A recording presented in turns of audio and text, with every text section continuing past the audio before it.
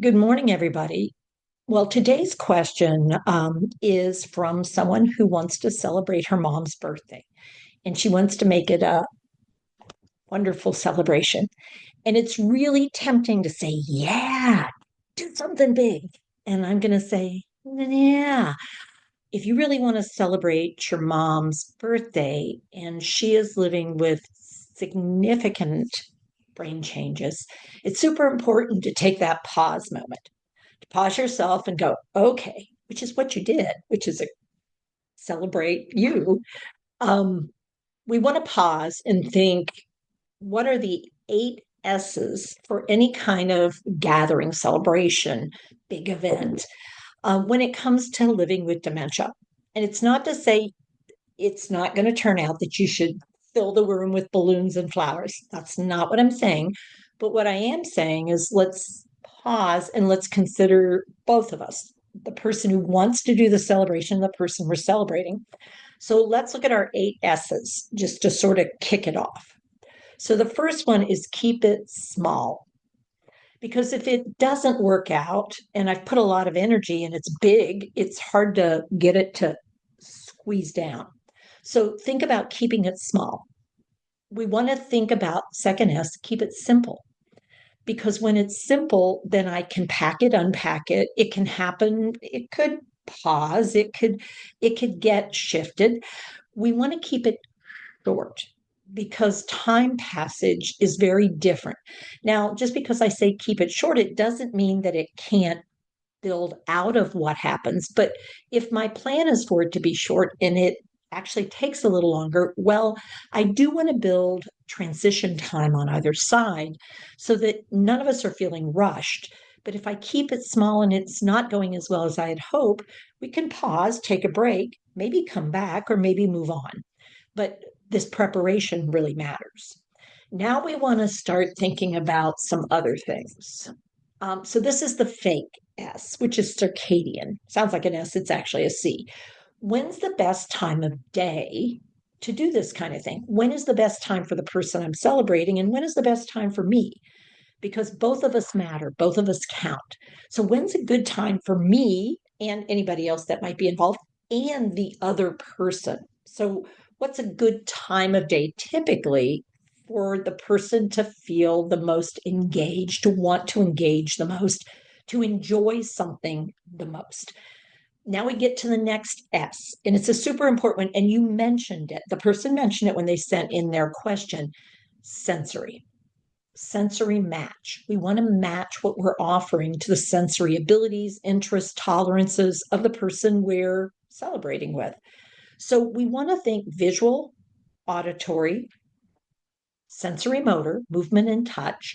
We want to think about smell. We want to think about taste. What do we want to offer that person that we, in recent history, have found they enjoy? What do we want to offer that person that we found in recent history they're interested in? And what do we want to maybe bring forward from the past as an opportunity for a tiny little touch, a tiny little bit to see whether it seems to be going in the yay direction or the nay direction? I mean, we can offer a little bit at a time, building it forward to see whether or not it does seem to be something that they enjoy, or we get a really strong startle reflex. We want to introduce it sort of at a distance and within the scope of what we believe we suspect their visual range is, within the auditory sensitivity area that they have, within the physicality and touch and movement area that is comfortable, to see what happens.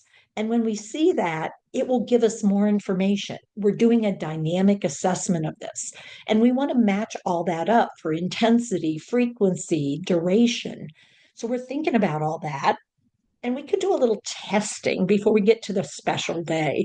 What happens if you bring something that moves around? What happens if you bring something that has lots of texture to it? What happens if you bring something that is sort of loud or sort of busy or sort of slow with soft, smooth? What happens?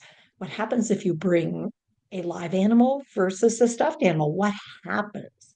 So it's a preview, but it can also help make sure that if I'm doing a celebration, the celebration is one that has greater probability of being successful.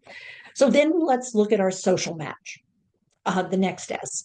In a social match is the person that I'm trying to match up to. What's their social introvert, extrovert, big group, small group? Like a lot of touching, not a whole bunch of touching. I want to watch from the edge. I want to be part in the center point. I want to get up and move. I don't want to be pushed to do anything. Keeping in mind what my social preferences are, am I someone that likes to watch other people do stuff before I'm interested in doing stuff? Or am I the one you can get to do just about anything? Because I love to be part of anything that's happening. Now, my next S has to do with space.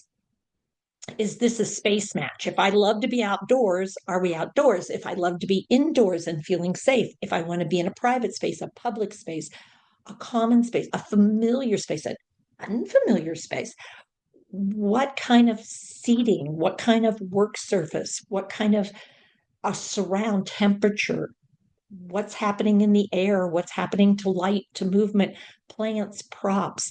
When we think about space, we want to think about immediate space and bigger space.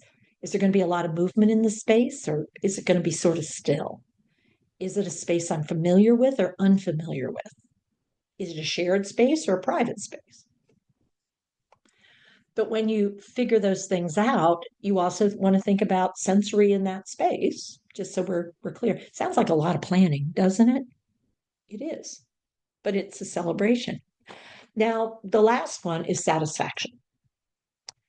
Is this something that you could feel satisfied if there was a moment of eyes lighting up, if there was a minute of engagement and conversation or singing?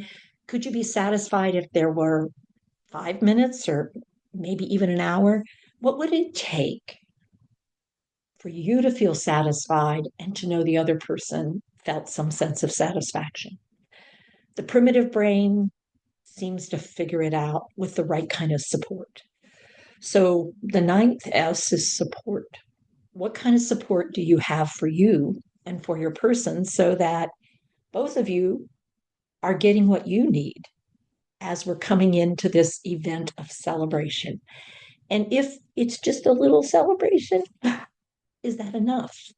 Because I may not show you drastic changes in emotion, or I might, but what would it take for us both to feel satisfied? Because I would almost guarantee you somebody loves you. And maybe what you're looking for is, what can I give them that they'll like, that will make life complete in the moment? And I'd say, I suspect it's just you. Till next time, take care of yourself, take care with your care. For those of you who are one, happy Mother's Day coming up. For those of you who've been a mother in another way, thank you for caring for people and children and individuals and animals in the world, because there's many ways to mother. It means creating a safe space. So to all of you who create those safe places, spaces, and times, and those celebrations for others, thank you. You are greatly appreciated. Till next time.